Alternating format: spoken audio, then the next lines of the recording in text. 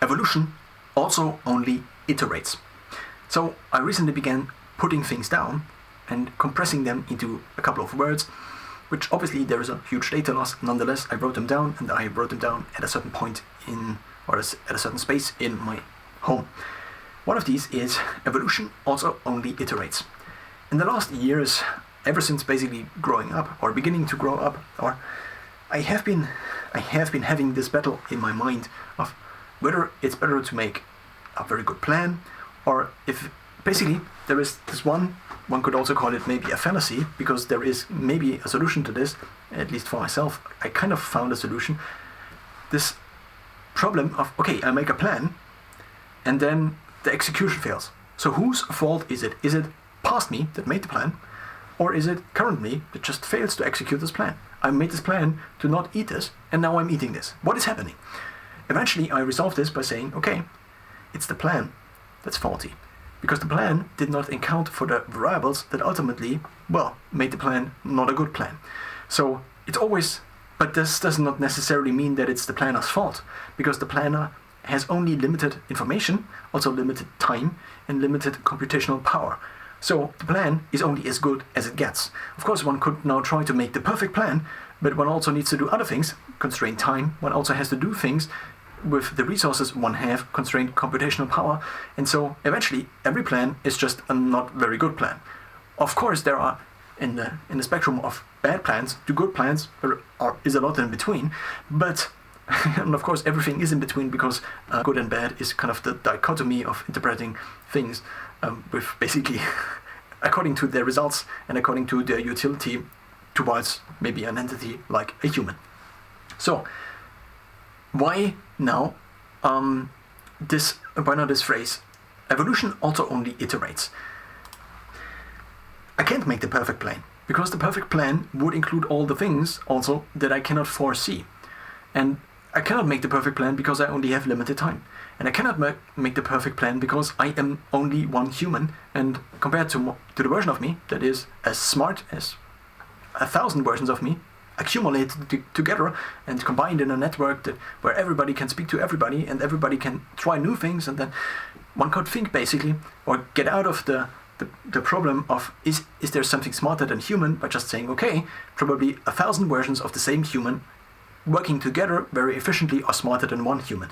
So if there is something like this, then probably I just have very limited computational power compared to, the organism that would be me just multiplied by a couple of, just me multiplied by a number. What is therefore left is iterating. Now what I see as iterating is just constantly making very small optimizations, and every optimization kind of accumulates. There is this book which is called Atomic Habits, and in this book the author James Clear describes that there was this, I think, UK cycling team, and it was bad. And so what they did is they tried to make it better, and they tried to make it better by taking basically all the different components which made up the team and ultimately the performance, and then trying to optimize all these different things and then kind of benefit from the accumulated improvement. And so this idea that one could improve these different parts and then the overall thing actually improves more than the different parts alone because it has the accumulated benefit, this idea may be also applied over time, which one then could call a compound effect. This idea is also to a certain extent present in evolution. And the question is now, can I, as a human, could, for example, a super smart human design all the different animals on this planet? Or would it be the better solution all along to design these things by just iterating, by basically statistics, by evolution, playing with numbers, and then the gene spread of this allele changes, or the allele frequency changes into the next generation, because these people had just, or these people, or these animals, or these plants had just less food, or maybe 1% less food, or maybe they had 1% less of this behavior which the others had, and so on and so forth. Now, therefore, this solves kind of the planning fallacy for me. If kind of the process that designed me is evolution, and evolution also only iterates, there is this example where this one particular nerve of a giraffe, I think, is going up and then going basically into the head somewhere, and then it goes down again. So it would not. There would be another solution, which Richard Dawkins, I think, described somewhere, but I cannot remember what the particular problem was.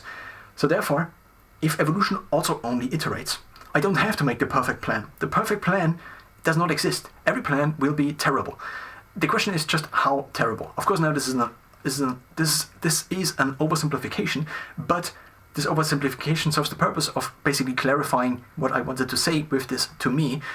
And what I wanted to say with this to me is that evolution also only iterates. Therefore, it allows me to also iterate. There is no way where you can set up this thing and then you have like this, and then you get 200% faster in running, or you increase your productivity by tenfold. The current state which I am in can only be improved slightly. Of course, the improvement could be bigger, but the process of the improvement is not making a plan, is not investing so much time into this plan. Sometimes it might be a bigger time invested, sometimes it might be a smaller. But one cannot really figure out what lays ahead because there are so many things one cannot predict, and therefore the plan needs to be consistently evolving and adapting basically to the unforeseen changes which one cannot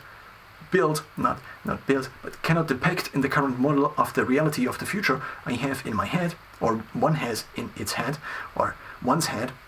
And therefore the plan is always is not very good to a certain extent, and therefore it always needs to be updated, similar to how evolution but consistently updates its designs, not by trying to make this one perfect plan, but by consistently iterating based on the things that already are existing. So a practical example would be, if I want to think about the best workout plan for a given week, then it's not some new crazy plan I discover on the internet, but it's the plan I already have. And what I now try to do is try to see what is wrong with this, and now try to improve this, and this now results in a 0.1% better workout plan. And I do this again and again and again and again, and